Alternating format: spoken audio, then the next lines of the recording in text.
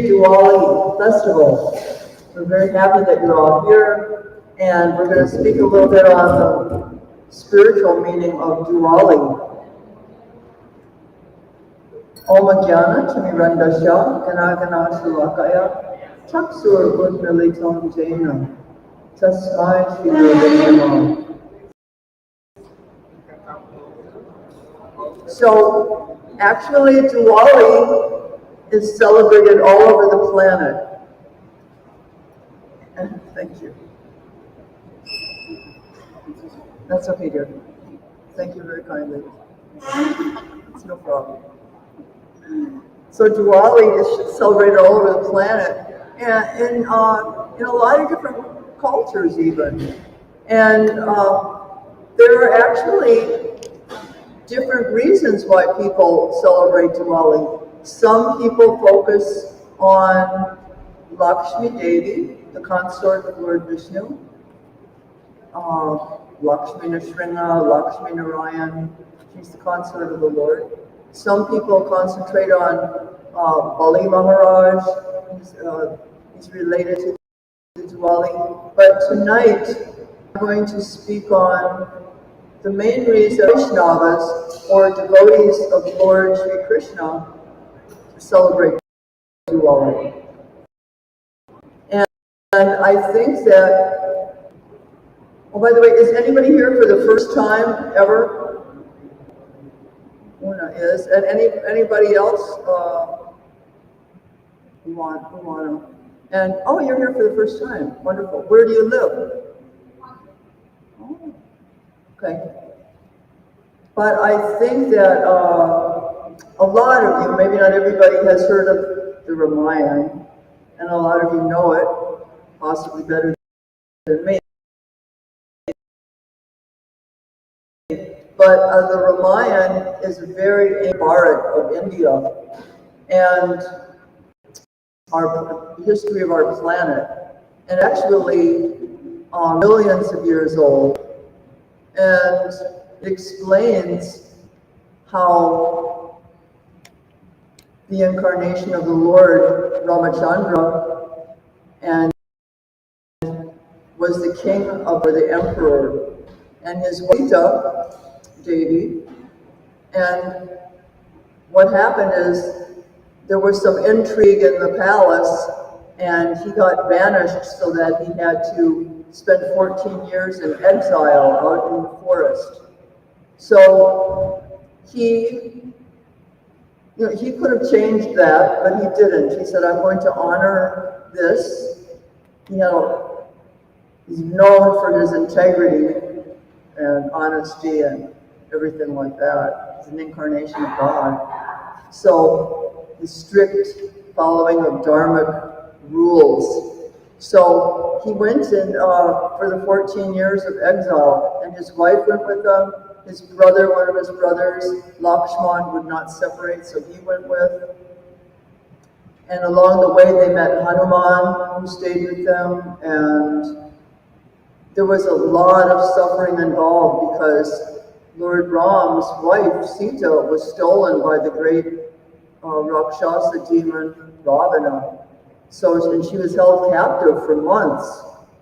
And Ram didn't even know where she was because the demon took her up in the air and took her away to another island, Lanka, which is across the ocean from India. And so there was a lot of suffering in this pastime of God. But what happened, how Diwali is related, is because at the very end, after all the monkey army had come and helped Lord Ramachandra rescue his wife, there was a huge battle, the forces of good against the forces of evil, and of course the Supreme Personality of Godhead, Lord Ramachandra, won the battle, and Ravana was killed. So when that whole pastime was finished, they wanted to return home. Home meant back to Ayodhya. Ayodhya's still there. It's in pretty far north India, north of Prayagraj and north of Allahabad, up there in the foothills of the Himalayas, towards the foothills. So, and the river Sarayu is flowing there, and a very beautiful town. So they wanted to go home. So what did they do? The Supreme Personality of Godhead, Lord Ramachandra, called his Vahana. He had a Pushpa Vahana, a flower airplane. These days we just have metallic, airplanes back then. Some, a big swan would come, or a different one. But they had a Pushpa in flower. They had a flower airplane. It came all, including Sitaram, Lakshman, Hanuman, and several others. They were going home to Ayodhya after a long, long and weary and sad and difficult struggle. It was all the Lord's pastimes to teach us, but they were finally going home. And as the residents of Ayodhya discovered that they were finally coming home, they had been waiting, for years to see their Lord come back. So they all they were coming at nighttime. They all got out there, lit their candles all over, thousands and millions of candles all over Ayodhya to guide the Lord, the Pushpa Vahan back to Ayodhya from the sky. So you can imagine how glorious and how gorgeous this scene would be if you saw it, So that's what they did, and that was for Vaishnavas, this is the original meaning of Diwali. And of course, Diwali, Festival of Lights. And it means not only, of course, we offer our loving prayers. Everybody gets to personally offer a candle to the Lord. And whatever prayers are foremost in your heart, this is the time to express them to God. Of course, in our Indian philosophy, we believe that God is in the heart of every living entity. And not just humans, but everything that is living. We believe that Paramatma, or the super soul. Param means great, Atma means soul. So, supreme, Param means supreme. So the supreme soul is within the heart of every living entity. And actually, he is our dearmost friend. He'll never leave us, he'll never divorce us, and he's in our heart. And we can have a daily spiritual, prayerful conversation with him and express the innermost recesses of our heart. So another meaning of Diwali means to illuminate our hearts from within. So this is what we should all strive for on this wonderful occasion. And also simultaneously, it's Diwali, but it's also what we call Kartika Vrata. And this happens once a year. It's generally the month of October, November. And this year, it's falling almost all of it is in October. A lot of times it's almost all of it is in November. So it depends upon the lunar calendar. We have what's called tithis, lunar days, like that. So what does it mean, Kartika Vrata? That's what we're all in now. Kartika is a wonderful spiritual month because any selfless service that anyone does and is multiplied, the benefit of it is multiplied 1,000 times. And by selfless service, I mean devotional service to God, or anything, volunteer service that's helping others, prayer, chanting sacred mantras. If you come to the temple every Sunday, you know that the prasadam or the food that we offer is sanctified food stuff.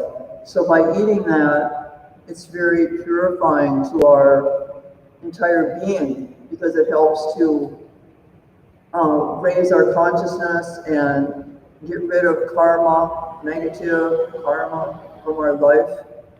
So this is why Kartika is a very wonderful time.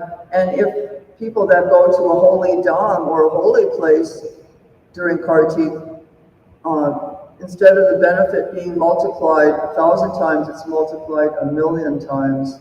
So we always encourage people to do some type of seva or selfless service or donation, and to help spiritual activities. So we have a very important and lovely opportunity, as Narayani was mentioning. We here at the temple, a lot of you maybe only come on Sunday for the love feast, which we have every Sunday.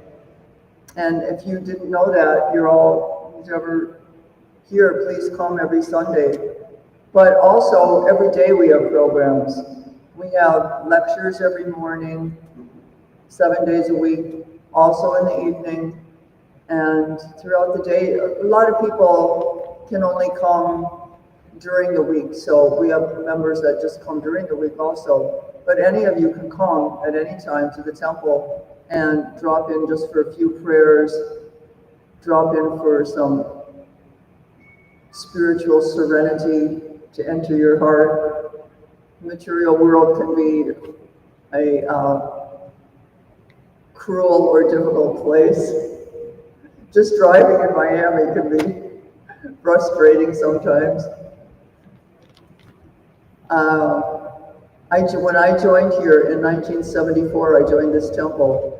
That's 51 years ago. And Miami was an entirely different place, believe me. It was like a lot smaller and a sleepy bird. It was like very quiet, not crazy, no crazy traffic. It was like a completely different place. But it is what it is, and this is our temple, Radha Braj Bihari and Jagannath Swami, Gauranitai, and Nrsimhadev, and Giri Raj. We have a lot of deities here, and if we pray to them, they'll give us blessings and mercy. That's what darshan means. It doesn't just mean that we see the Lord, but it means the Lord can see us and pour his blessings upon us. So whenever we see deities, it's good to have a prayer in our heart and ask them for their blessings. Because really the most important thing for anybody of any religion, Prabhupada said any religion has, a percentage of sincere and true and good people. So any religion, really the most important thing is to learn how to love God. So that's what we're trying to do. So right now we have established opportunity.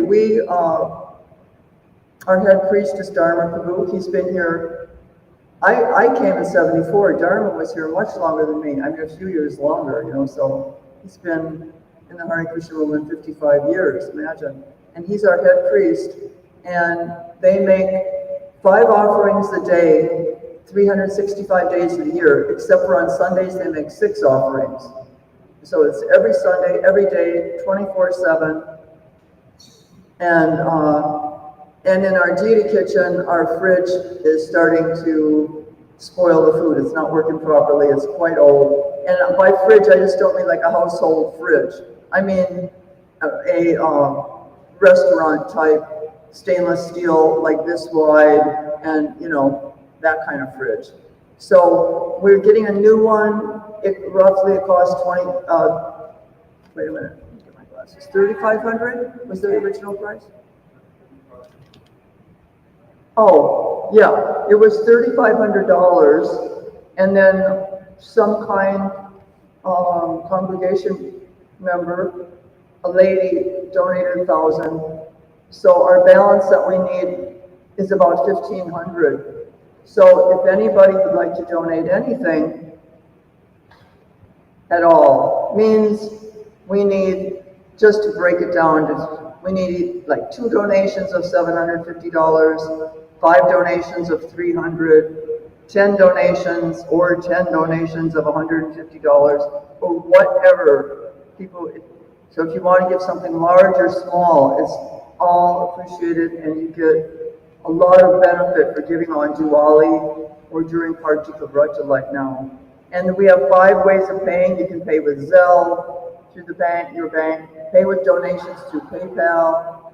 You can donate it, a check or cash in the gift shop or in our dining hall, and check or cash in our box, which is right in front of the altar. There's another box by Prabhupada over there. And you can mail us a check to ISKCON Miami. We have not this address, because we have a special mailbox on Grand Avenue, 3109 Grand Avenue, number 491, Miami. We'll give you that if you need it.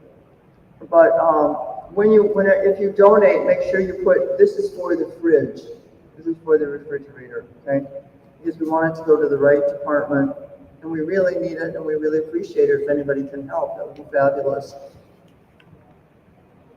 And any questions, you can go to our temple president, it's Govinda Priya Prabhu. Maybe he can raise his hand. This is our president, Dharma is right in front of him, he's our head pujari. You can go to either of them and ask, or you could ask me, or you could ask, like that. So, and I wanted to tell, we have a couple minutes left, I wanted to tell a few stories about my spiritual master, who's Divine Grace A.C. Bhaktivedanta Swami. He's in the Vyasa here. And he's the founder and acharya of this International Society for Krishna Consciousness. And he came over from India in 1965 without even a penny of American money. He had a few Indian rupees, and he had a trunk full of his books that he had self-published in India. And that's all he had. And somehow he started, 108 at least of these temples like this all over the world when he was alive. I don't know how many, now there's like a lot more than that. But so anyway, he's our founder, Acharya. And so let's see here.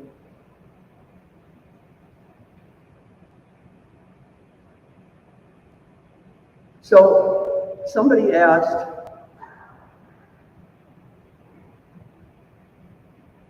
what does education mean? What is the purport of education? And in the Bhagavatam it says, Vedaishcha Sviraham Eva Vedyo.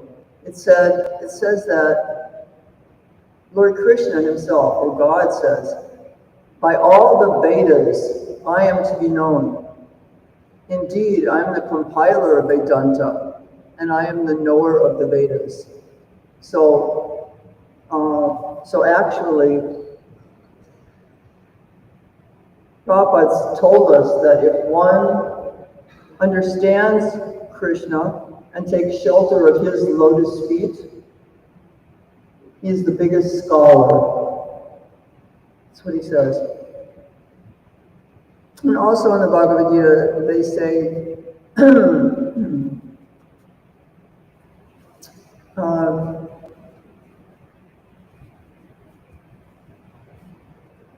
that this knowledge is the most secret of all secrets, and because it gives us direct perception of the self, pratyakshavadamam dharmyam, it gives us direct perception of the self within by realization.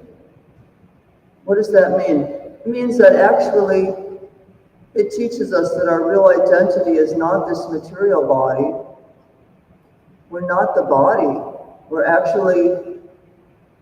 We are a spirit soul. That's our real identity. And we're covered over. There's a material body covering us over. It's covering over our soul. because our soul is actually comprised or made up of Sat Chit Ananda Vigraha. It's Sat, it's eternal. Chit is full of all cognizance or consciousness. And Ananda, full of all bliss or spiritual happiness. That's our real identity. But we're covered over by the material body, the modes of material nature, goodness, passion, ignorance. And we relate to the body, but actually our body is just kind of like, you can put on a jacket, and then when it gets dirty, you take it off and put on another one, or like that. So Raja Vidya Raja Guyam. This knowledge is the king. Raja means king. It's the king of education. Raja Guyam, it's the most secret of all secrets. And it is everlasting. It is joyfully performed. So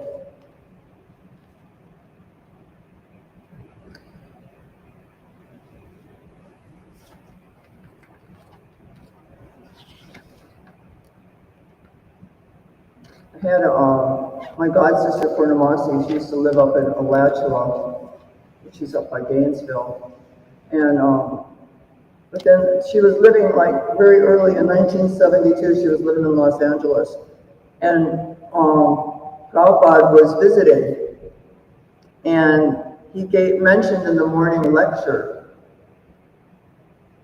just as kind of a minor side point. He said, "Man can live alone on bananas, coconuts, and milk."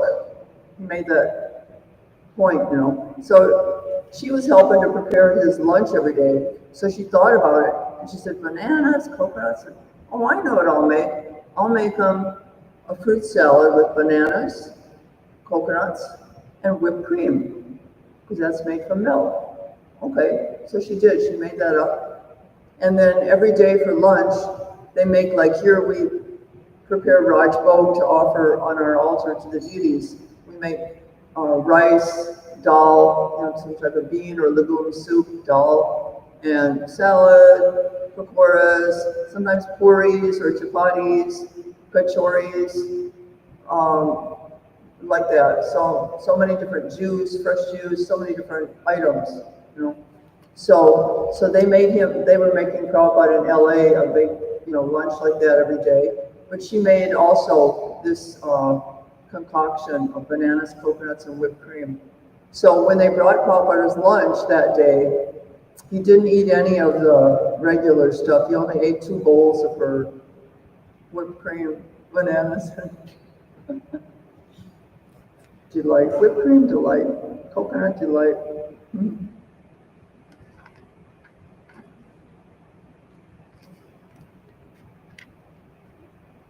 And this same lady, she was telling me, her son was born in 1973, okay?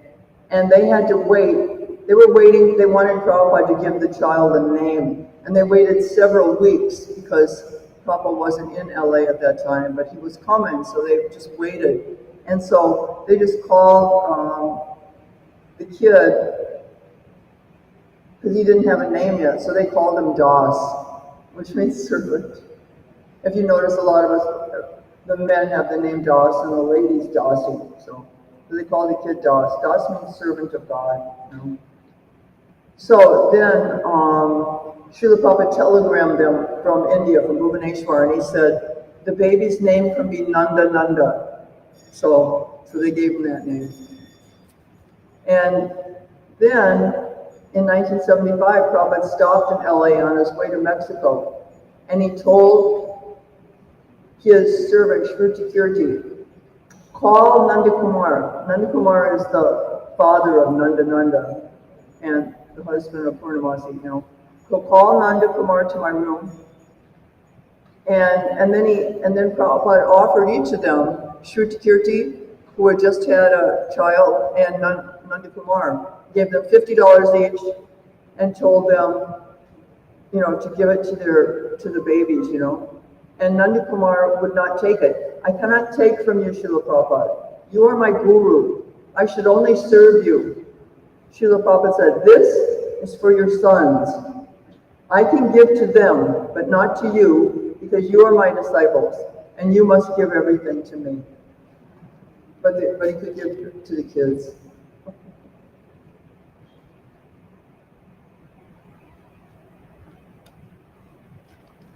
So, does anybody have any questions or comments or anything like that? So, is it time for the feast? Govinda Priya Prabhu? We have a question. You may have to stand up so we can hear you properly, because. Since you were talking about religion, can you define religion? Because many people say that it's my religion and worship this and worship that. So can you define what is religion? I didn't understand. So somebody up here tell me. Describe what is religion. Define religion. Define religion? Yeah, well, basically, Sanatan Dharma means to follow the laws of God. And we're trying to follow Sanatan Dharma. It means, Sanatan roughly means eternal, and Dharma means the laws of God. And it doesn't just mean Indian or Hindu or anything God, it means the one God for everyone. Dharma tu sakshat bhagavat pranitam. It means Krishnas tu Bhagavan Swayam. So basically, following the laws of God is religion. You know, I don't know if that answers your question, but in a nutshell, that's. And yes.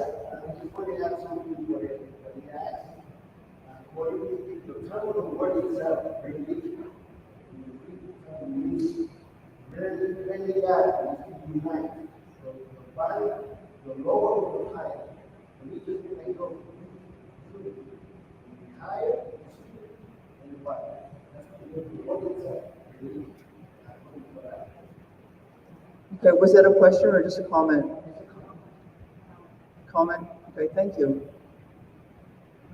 And I also wanted to thank Krishna Prasad and Driti Gopika for leading such nice kirtans, etc. today. That was very nice. And now we're going to have a wonderful part of the Diwali festival, which is Krishna Prasad. Everybody's invited to come eat with us. We go, for those of you who may not have been here before, we're going to the dining hall, which is around that away. And eat to your heart's content. We hope you like it. We've been cooking all day, and it's a special feast. So thank you very much, and Hare Krishna.